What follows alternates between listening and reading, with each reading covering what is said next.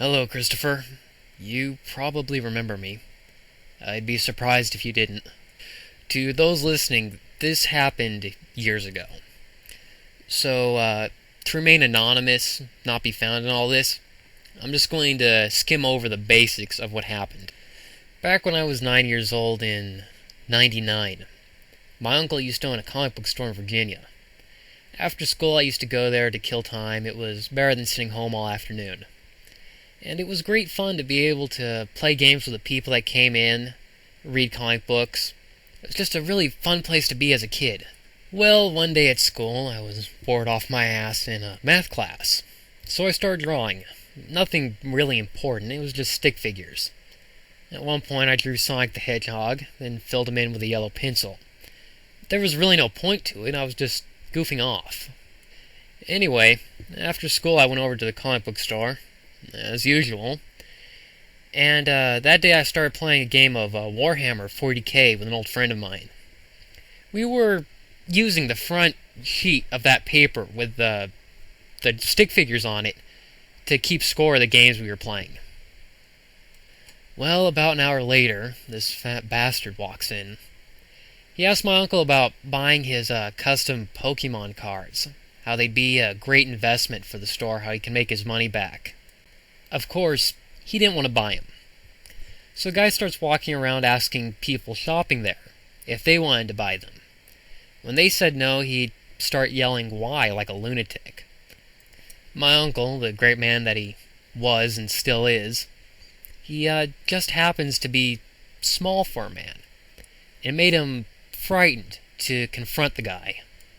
And the only other person working there was a college student. She would work part-time. And she was a small young woman. She was in no position to be any more confrontational. So my uncle decides just to let the guy do his thing, and he'll leave. These kind of stores, they attract crazies once in a while. It's just part of doing business. They leave after a few minutes. They always do. So he starts wandering around and asking people there if they wanted to buy them off him. Of course, they didn't want them either.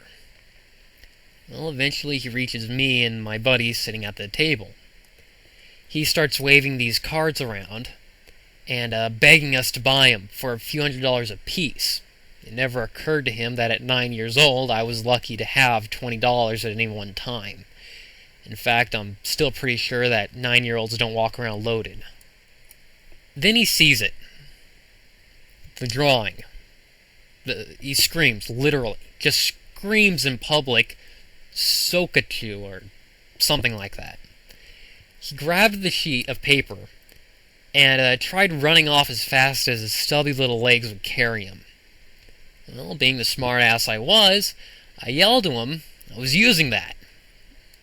Then he turns around, looks at me with these eyes bulging out of his head. Then he threw me to the ground. It was like watching a midget get bashed by a sumo wrestler. You know, you just don't expect that no matter what age you are. You don't wake up in the morning and think, hey, I'm going to get pulverized by someone 4 times my size. Well, I'm on the ground, scared shitless. I jump up, and I kick him as hard as I can in the dick. I mean, I just did it as hard as I could. Then, the next thing I know, my uncle is on this guy like flies on shit, with some kind of baseball bat that had been chopped in half on the top end to create some kind of poor man's billy club. The guy starts screaming, "We can't treat autistic people like that," and runs out of the store crying. He calls the cops and we got sued. Not shitting anyone here. We got sued. Now, he didn't win, of course. My uncle, he was a paranoid man. He had a security camera in the store, luckily, and they caught this. You know, it never even made it to court.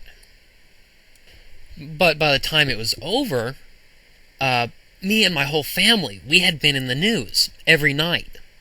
It was a short time, but we had been in the news for a while, the local news. And, after it was over, they stopped reporting on us. because, of course, an autistic guy beating up a kid can be expected. There's mentally ill people out there. They do these things. It's a fact of life. It's a fact of society. But a guy beating up a mentally handicapped young man with a bat, now that's a hate crime. That's newsworthy. So when that was a story, that got reported on. And we came to be known as, hate mongers. Well, my parents felt scared. They were just so sure we were going to be attacked by Christopher or his family. They were really honestly scared about this. We ended up leaving that side of the country and moving to California. Now, I don't care about what happened. I don't care about the attack or the legal trouble or having to leave everyone and everything behind, or you stealing a doodle 10 years ago and obsessing about it still. That built character. I'm a better person for that. I am. Trouble, turmoil is what makes a person stronger. And there's a silver lining to that. I'm happy it happened because it made me the person I am today. I'm a functioning adult. Now, I don't have trouble in social situations. I'm very well off financially. I'm doing great in college. I view this as one of those things that happened to prepare me for adulthood. And even then, it was still a great experience to have. I got to use self-defense against someone 4 times my size. Sure, it was a cheap shot, but, he took one too. And I got to watch my uncle just go Pulp Fiction on a nutjob's ass. Just everything builds character. I'm a better person for it. What I do care about is that these people think Christopher is just a harmless loser. This guy's insane. He needs to be medicated. He needs to see a professional psychologist, therapist, whatever.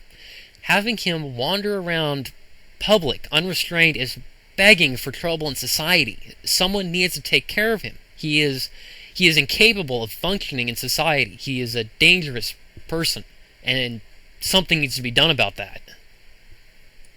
Well, anyway, that's the story of how his comic book came to be.